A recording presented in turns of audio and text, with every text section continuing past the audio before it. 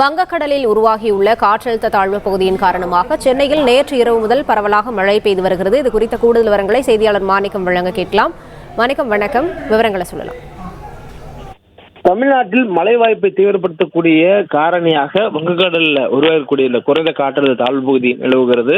நேற்று இது தென்மேற்கு வங்கடல் பகுதிகளில் உருவாகி இருந்தது. தற்பொழுது அது மேற்கு நோக்கி நகர்ந்து தென்மேற்கு வங்கடல் பகுதிகளிலேயே மத்திய மேற்கு வங்கடல் பகுதியில் ஒட்டியிருக்கக்கூடிய இந்த கடல் பரப்புல அது நிலை கொண்டிருப்பதாக வானிலை ஆய்வு தெரிவிச்சிருக்கிறாங்க.